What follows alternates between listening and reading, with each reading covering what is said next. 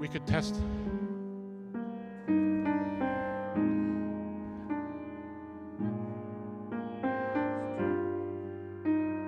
Okay. Okay, that's fine. And I'm going to do Memorial Day as well in the prayer. Okay. So this is me. How's the mic level, Mike? Michael? Yes. Okay, I just want to do a mic check. So I'm going to be here as well today. So I'm doing Joys and Sorrows in the prayer meditation part. Okay? So I think that's good volume-wise. Okay. Thank you.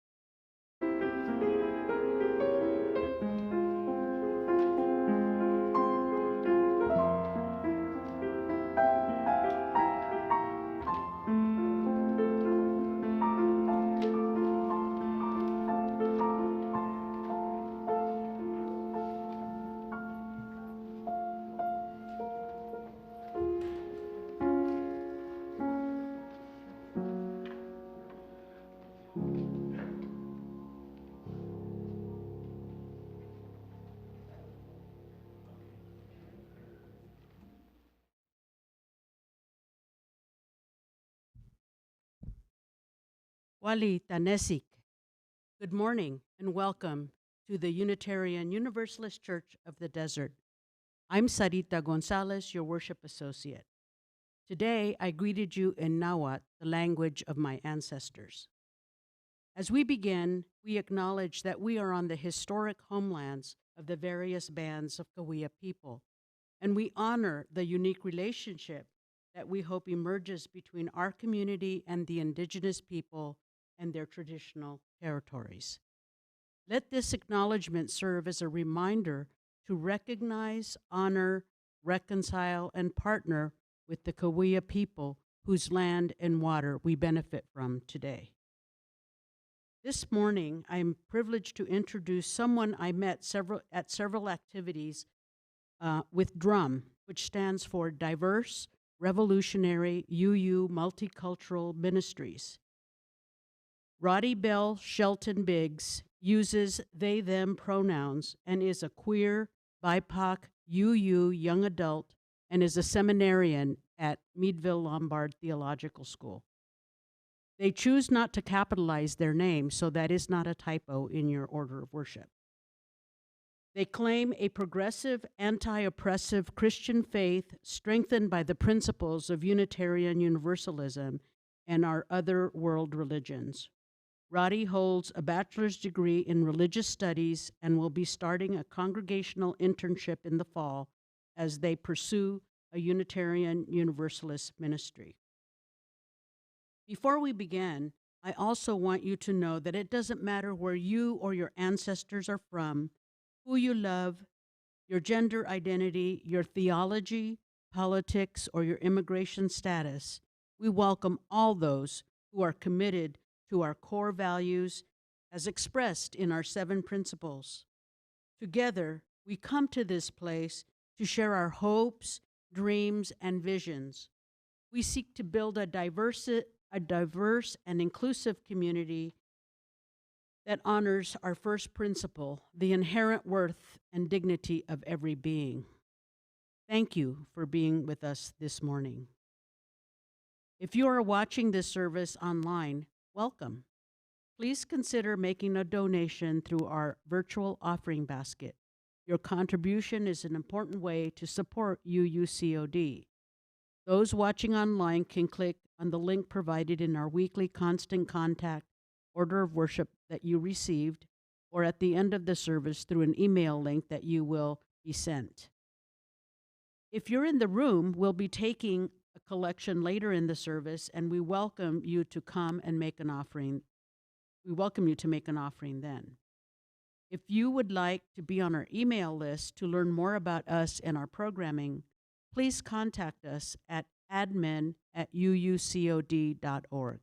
That's admin@uucod.org.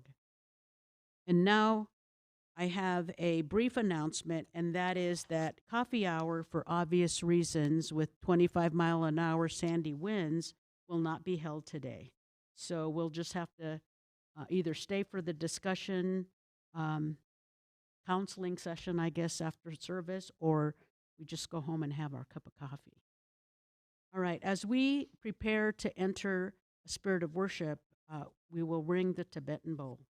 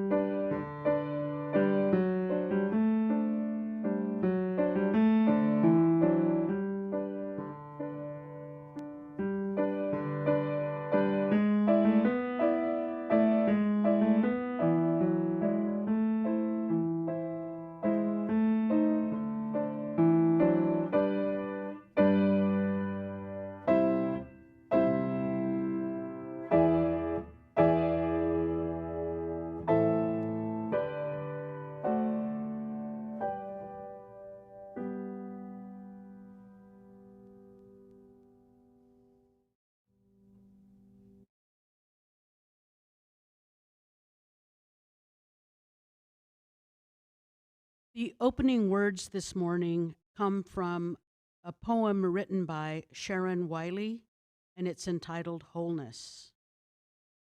We speak so often of brokenness in religious life. Let us speak today of wholeness. You are welcome here, all of you. Every part of you beautiful just the way you are. Here, you do not need to be something more or something less. No holding back, no hiding, no exerting yourself, no trying to be more, or not trying to do more. You have inherent worth and dignity. Nothing to prove here.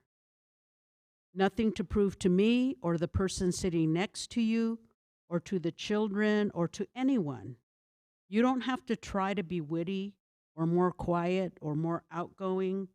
You are beautiful. Every part of you beautiful just the way you are. You do not need to change anything about yourself to be welcome here. Your skin, your hair, your belly, your limbs, your face, all beautiful just the way they are. You are extraordinary. Each and every one of you different from each other and beautiful in your own beautiful way. Breathtaking. Let us worship together.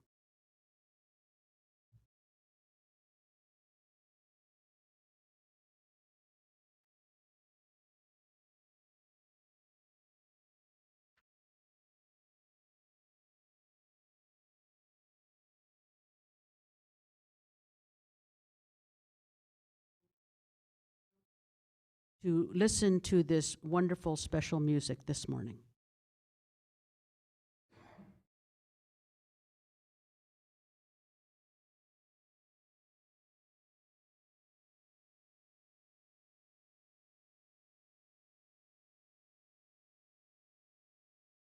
Hello, UU family. I'm going to sing a song with you called Shine on Me. It's an amazing spiritual that anybody can sing.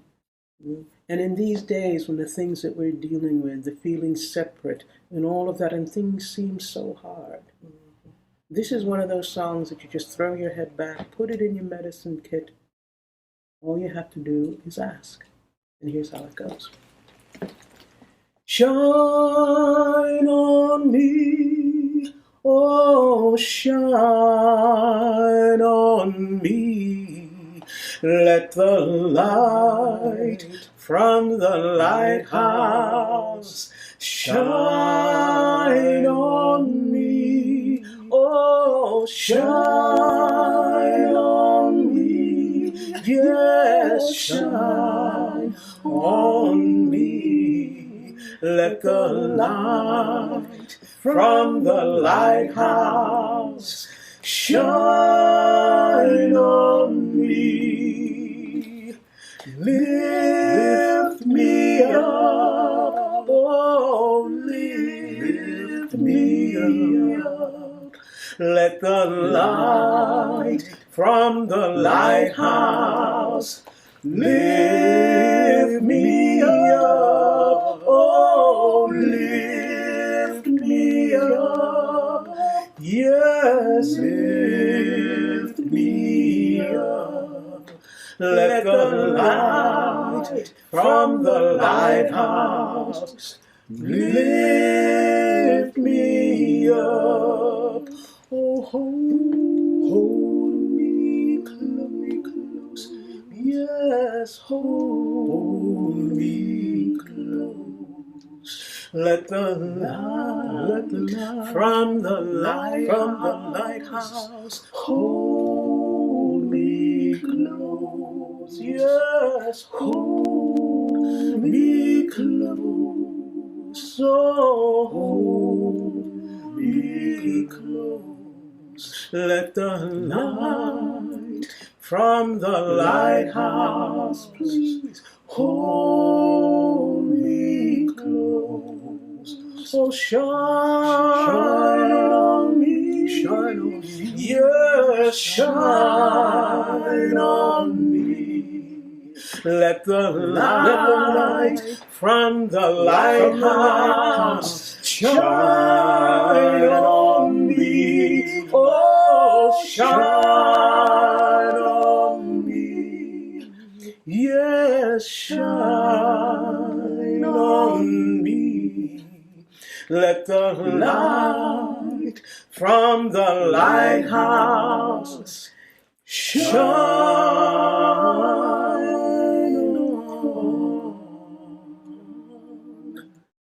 me.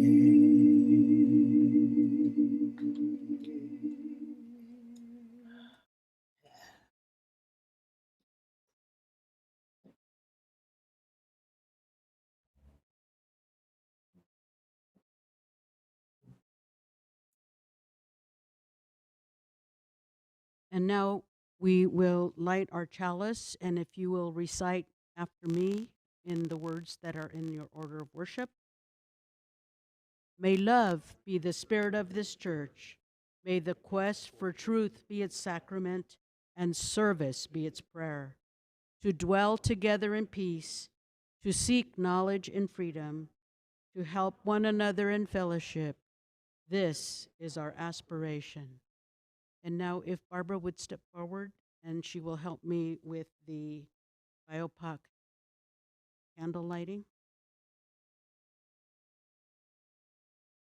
We light these candles in solidarity with Black, Indigenous, and other people of color as they journey towards spiritual wholeness. May we, as a beloved community, work to dismantle racism and all forms of oppression. May we live out our principles so that justice, dignity, and equity prevail.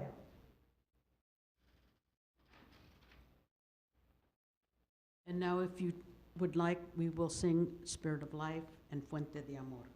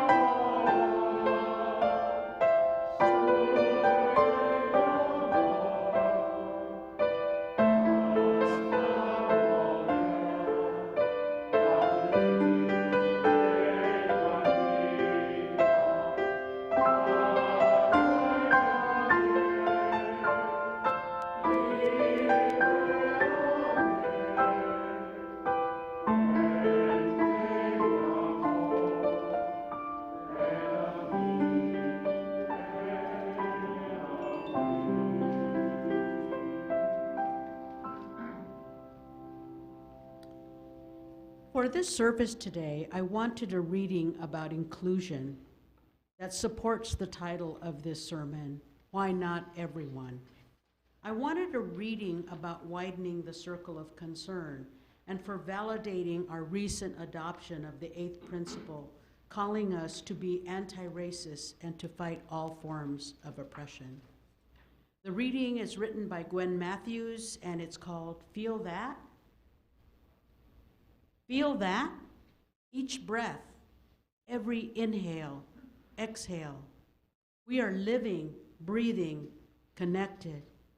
We are the whole, complete, beautiful selves that we are born to be.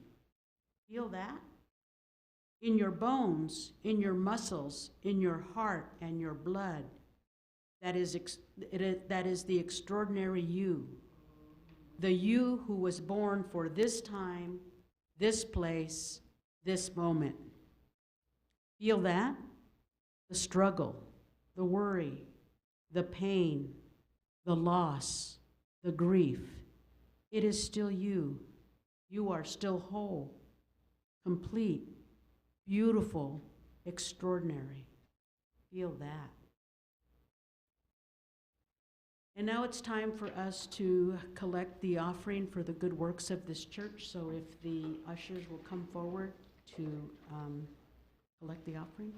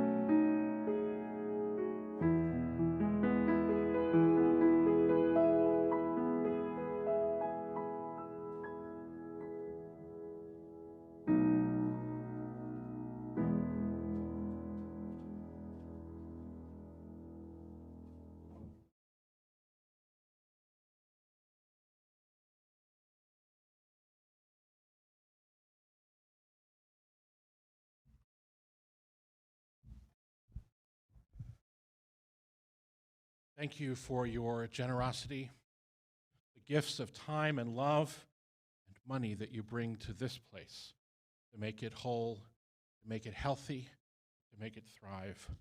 Thank you. These are the joys and sorrows of our community on this windy day in May. Linda and Ginger light a candle of healing for their friend Penny. The candle lit recently, my fiance and family went through a change. Our unborn child, Harrison, decided it wasn't time to join us yet. For Harrison, till he joins us and stays, we ask for your prayer. Joni lights a candle of celebration for Bill's birthday tomorrow, May 30th. Happy birthday, Bill. And someone just writes, "Get well, Carol."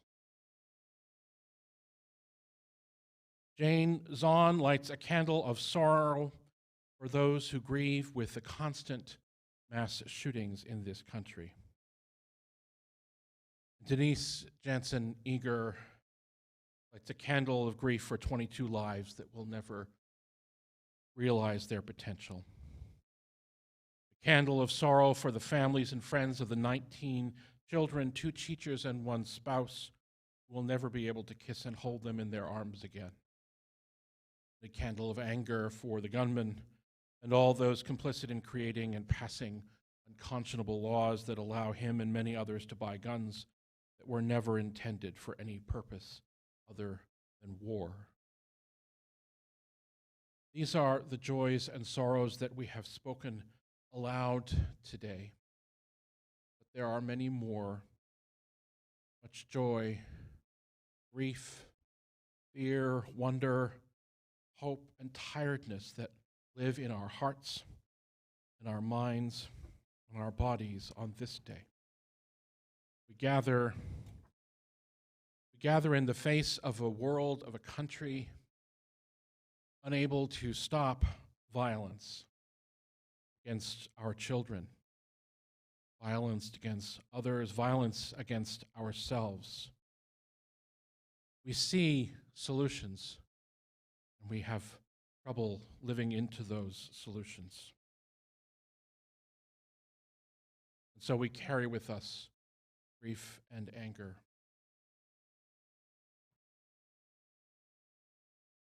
My apologies. It's been a hard week, friends. It's been a hard week after many other hard weeks. So we gather today with that grief and that wonder, that fear in our hearts about what the next week will bring, what the next day will bring. So I offer you this moment of quiet, a moment for you to breathe in this space, to feel the fear and sadness that you are feeling, to feel the anger and the grief that you are feeling, to feel numb if that is what you are feeling, and to breathe into this space. Hold yourself in your breath. Hold those around you in your breath. Hold those far from here, but close to your hearts in your breath. You breathe into this space. Sometimes we find ourselves in the face of events like this violence, this travesty, this violation. We find ourselves speechless, unable to find the words that express our feeling, how we are today.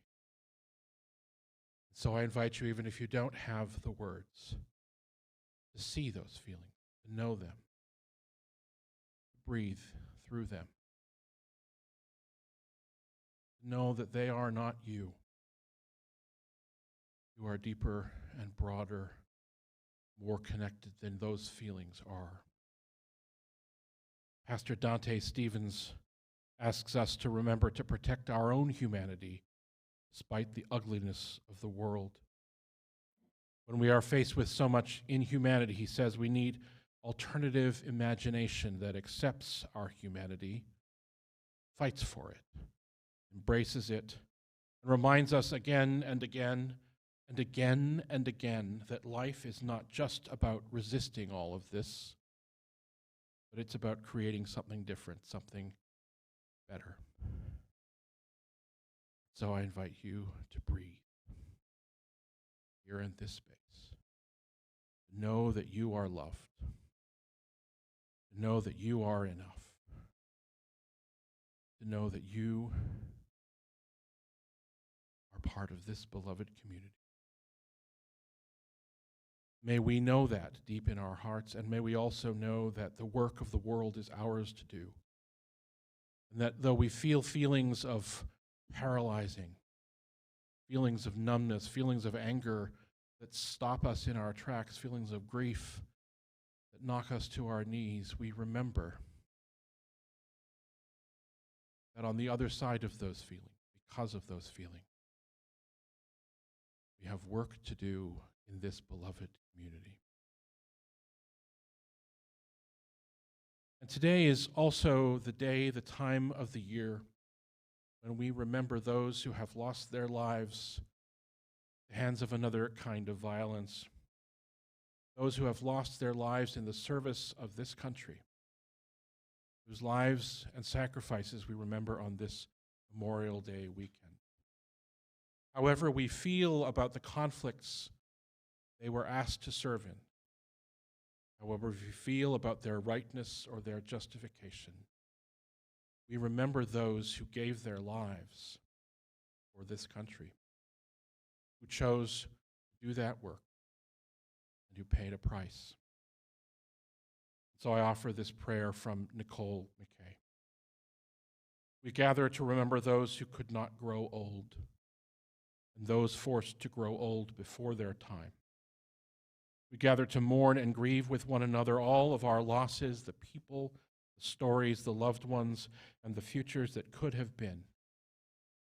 We gather to do the hard work of facing the difficult realities, our present and our past. Where there is conflict, violence, war, and hatred, we gather to hold space for silence as we try to make meaning of our history, to help us work for peace and justice today. We gather here in this place to rekindle our source of hope for the future by recognizing in each other our shared humanity. As we join in concerted commitment for a better tomorrow, we gather because we need community to do all of this holy work. So we pause now for a time of quiet in the embrace and the presence of that community, embrace in the presence of the larger community of love beyond these walls, the deep, deep love that holds us all. Pause in silence.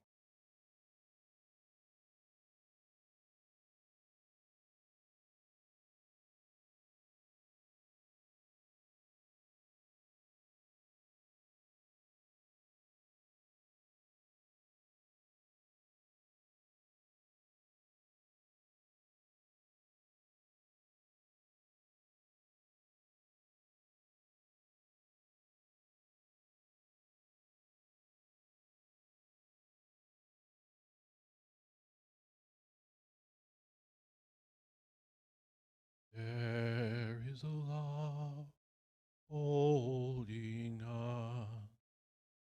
There is a love holding all that we love.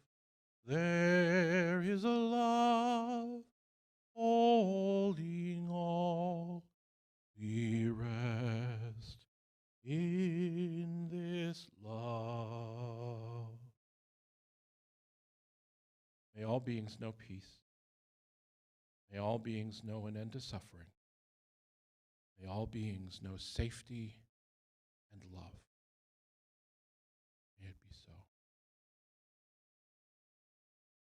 If you wish to join me after the service today at about 11:30 here back in the sanctuary, we will spend some time together, sharing our grief, our anger, pausing for more quiet together.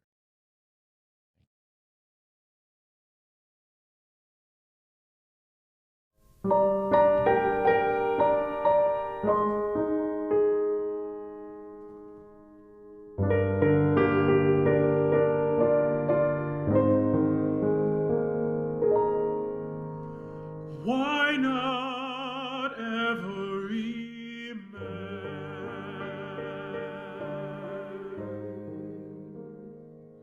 Why not every man?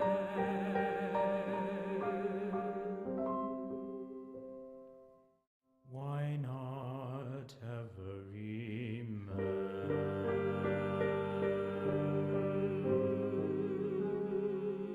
Why not every man?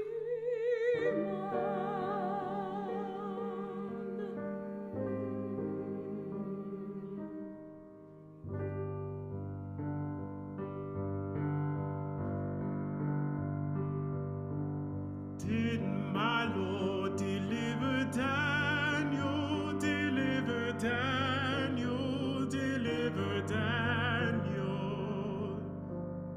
Did my Lord deliver Daniel? So why not every man? Did my Lord deliver Daniel, deliver Daniel, deliver Daniel?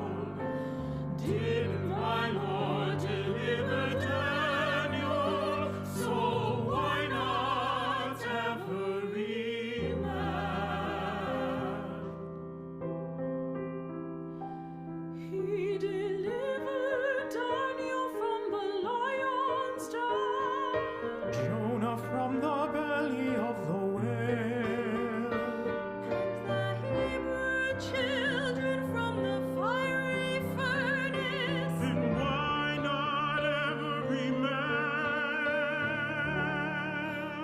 Why not every man? Did my Lord deliver Daniel, deliver Daniel, deliver Daniel? Did my Lord deliver Daniel? So why not every man?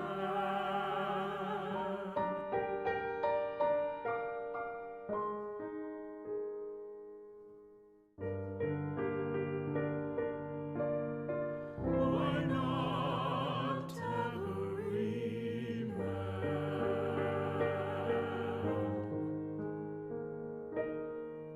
So why not every man?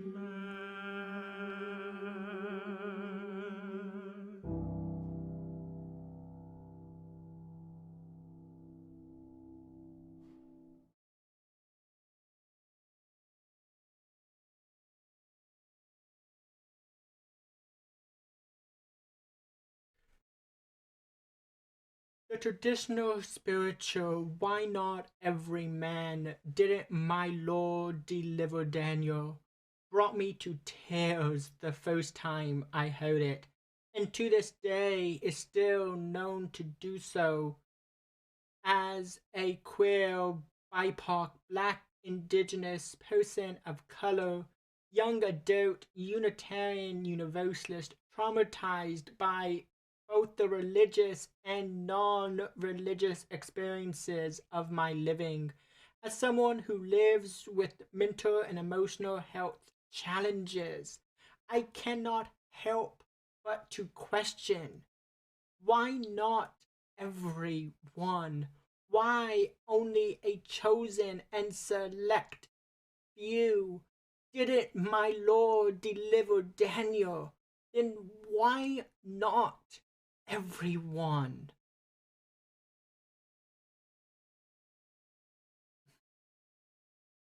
Why are these the only ones who get to be delivered, who get to feel fully welcomed and loved?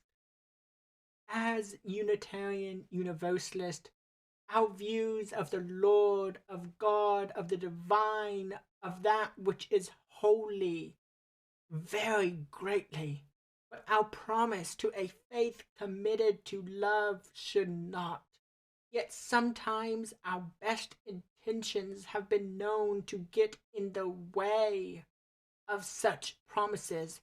Despite our best intentions, we have been known to fall short on our promises of radical inclusiveness, radical welcome, and of radical love. And when we do so, two things are bound to happen.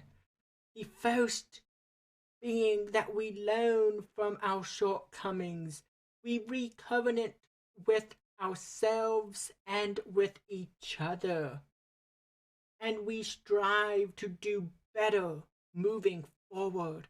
And the second being that we get so caught up in the debate, the problem, or the challenge, and we do nothing.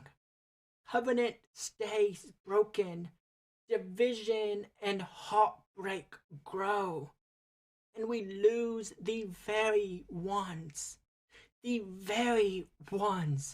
who need us most of all. Who need us most of all. What we must remember is that as Unitarian Universalists, each of us who claims this faith does so in their own journey of discovery, of healing, of self and world transformations. Unitarian Universalism is no easy faith, and in fact, few have ever said it was. In the words of Charles Marteau, when asked the way of ease of Unitarian Universalism, Charles had this to say: I assumed by the view that it was easy to be a Unitarian Universalist. It is as easy to be a Unitarian Universalist as it is to be persistent, courageous, and cautious. It is as easy to be a Unitarian Universalist as it is to search the murky waters of life without sure charts to guide us or any guarantees that we will find a safe port to put down anchor.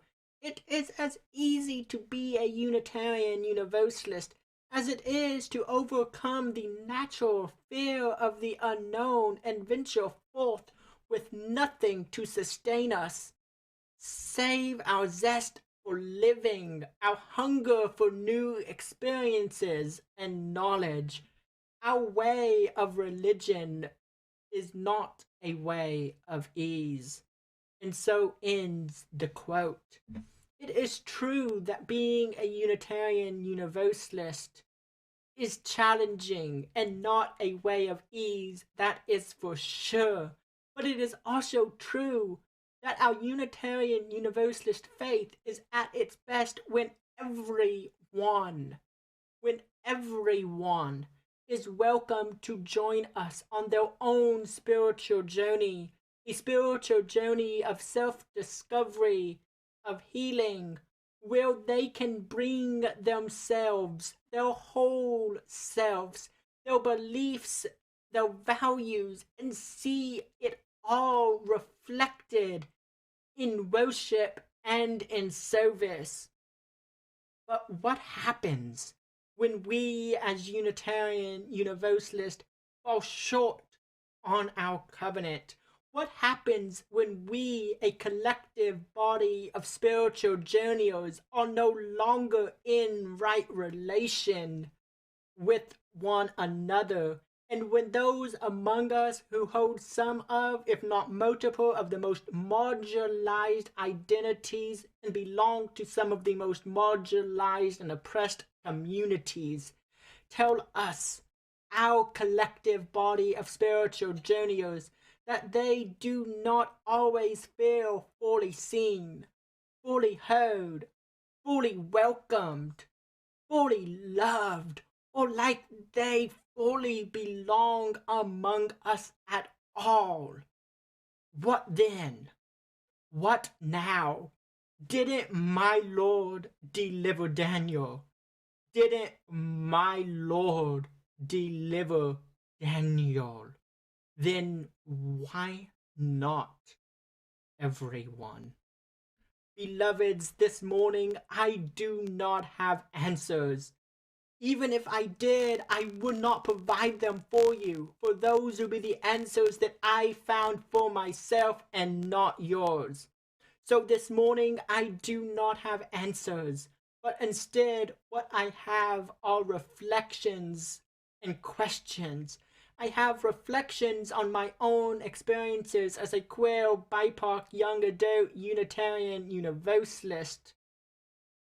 Reflections on my relationship with that of the divine, of God, of the holy, of the sacred. I have questions for each of us, but I'm not going to share those questions here. Not now. We are not ready for questions. We need a foundation for our questions first.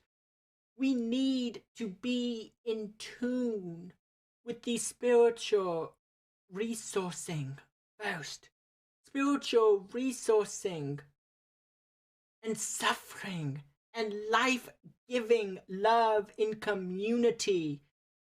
That communities of color, that BIPOC communities, that young adult Unitarian Universalist communities, that communities existing with mental health, physical, visible and non-visible disabilities of different economic divides all know and know all too well.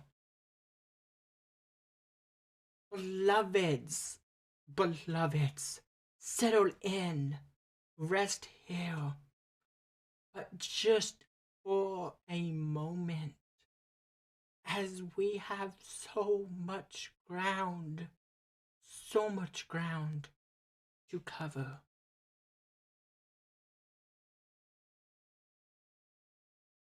Growing up as a religious queer kid in the South, having been raised Presbyterian in a member church of the PCUSA, my religious beliefs, my religious experience were much like those around me, including my family, my friends, and my larger community.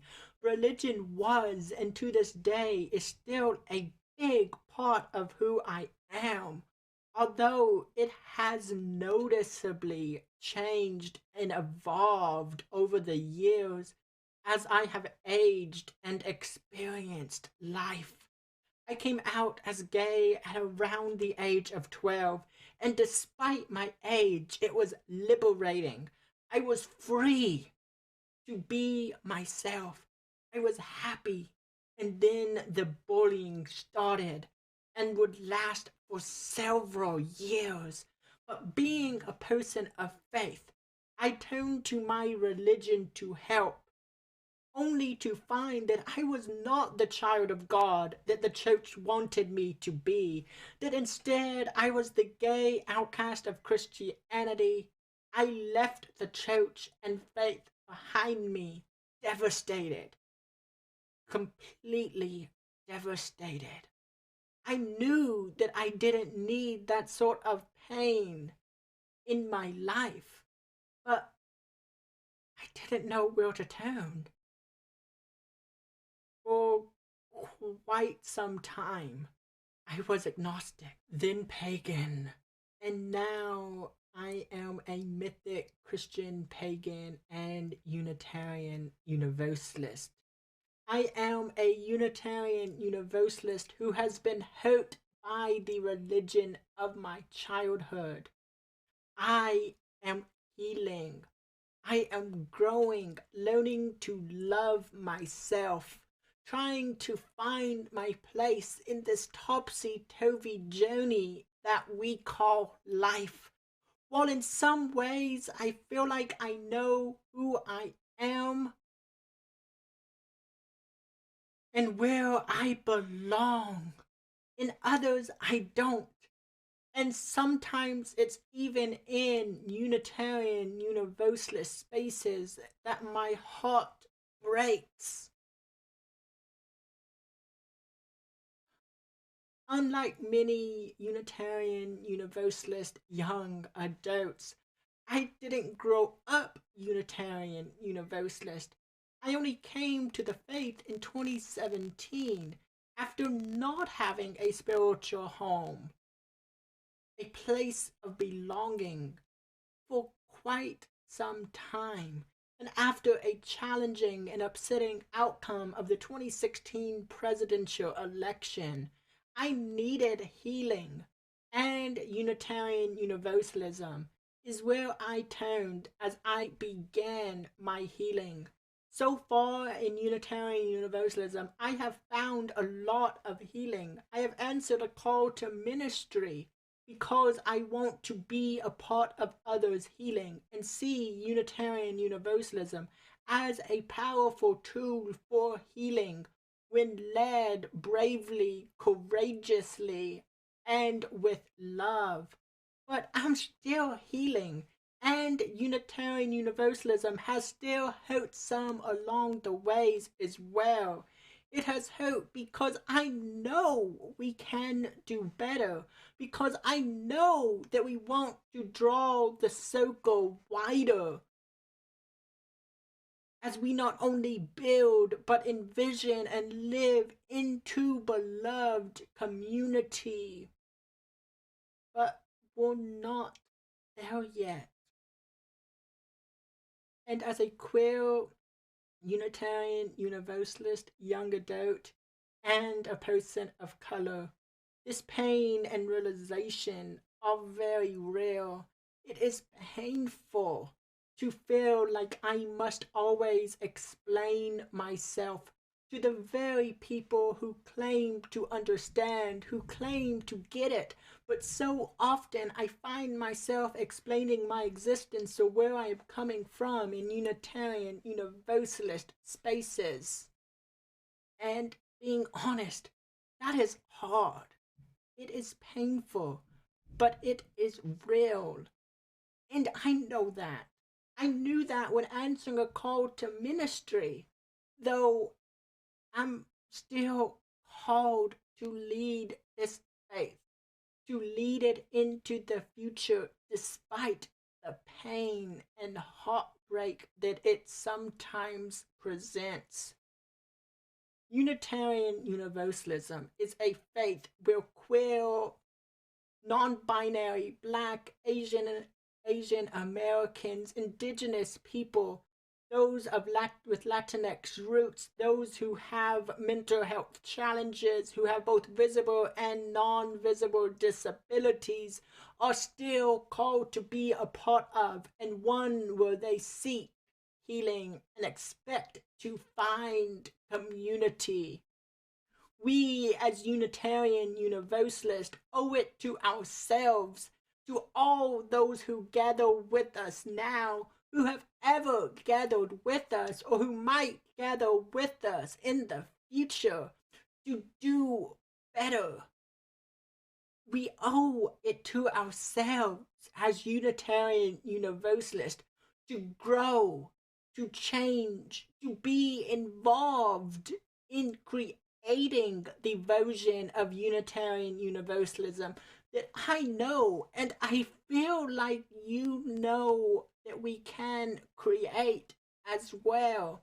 And so with all of this named and so much that goes unnamed, when asked what a vocation in ministry means to me, I always answer this. A vocation in ministry means being a voice to those and for those who have not yet found their voice, to those or for those who have been told that they do not belong at the altar of life, yet still long for a spiritual community, still long for someone to tell them that they are not broken, that society is broken, and that they are welcome here just as they are, sacred and holy beings. Sacred and holy beings. So much has gone into this calling, and I'm not really sure what the future holds for me in this faith, in this beloved faith. But I know that it is not unknown territory. It might be unknown to me, but not to my ancestors, to those ahead of me in their formation, ordinations, and ministries. I recognize that I would not be here today if not for the ancestors, for those who helped pave this ministerial path, this faith for people like me. And so for them, I am eternally grateful. Grateful for the life, the legacy, and the public witnessing of Alondria Williams. May E rest in power. I am grateful for the life, the legacy, and public witnessing of the Reverend Hope Johnson. May Hope with E rest in power. I am grateful for the lives and teachings of Native Americans, those of First Nations, and all the indigenous peoples who came before, who are here now, whose land we inhabit and claim as our own, despite the fact that it never was and never will be. For these and so many more, I am grateful. May each of these beautiful ancestors, these beautiful lives, rest in power, and may we honor their lives, their legacies, with our own living until our final breaths. May our lives honor the lives and legacies that they set forth, and may our mission be one of public witnessing, so profound and prophetic that it welcomes everyone, and I do mean everyone, so that they can embrace the Lord, the Holy Spirit, the divine, the holy, and so much more, whenever, wherever they choose to do so, within a faith committed to love, individual truth, and justice. And so, in doing so, we need to recognize one thing. In the words of the Reverend Dr. Sophia Betancourt, we are the theological inheritors on teachings of universal salvation. There is no winnowing out the supposedly unholy, unworthy, that can be named sacred among us. It is our very universalism that is at stake when we turn away from the impacts that our institutions have on the very communities and groups that society encourages us to dehumanize and make small. And so, beloveds, may we continue to always widen the circle of concern, wider and wider still, for there are so many outside our Unitarian Universalist circles of concern. May we widen it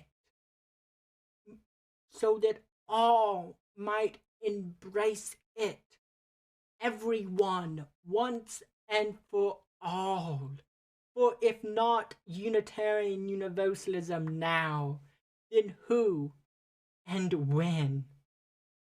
How many more must suffer, feeling all alone, unloved, not important enough to be welcomed into the circle of concern and love?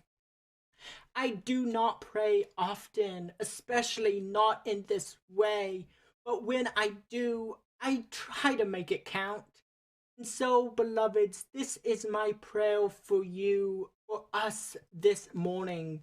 May it echo in your mind. May it reach deep into your bones, right down to your core, to your very soul. Lord, deliver me. Deliver me from fear, from pain, from isolation. Deliver me from epidemic racism, white supremacy, culture, homophobia. Lord, deliver me from the bonds of a society that attempts every day to enslave my soul, that attempts every day to deny me my rights and my voice, that I, alongside others and with the help of my ancestors, have fought so long, so hard for. O Lord, O Spirit of life, all that is holy and sacred on this earth, deliver me and my siblings in pain. Open the circle of concern wider still.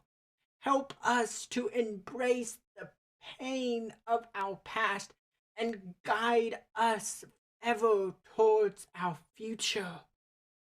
Oh, great Spirit of life, deliver me, deliver them, deliver my siblings, our siblings in pain as we draw the circle wider, wider still.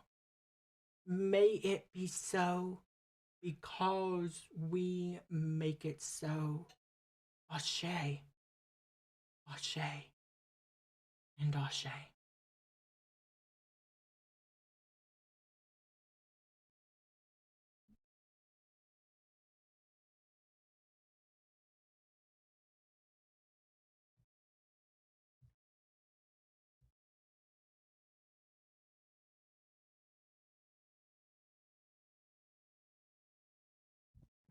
May we take to heart the call to widen the circle ever wider. May we have the courage to move forward as we attempt to implement and work towards making the eighth principle a reality in our community. And with that, let us extinguish the chalice. And if you'll recite with me, the words are in the order of worship. We extinguish this flame, but not the light of truth, the warmth of community, the fire of commitment. These we carry in our hearts until we are together again.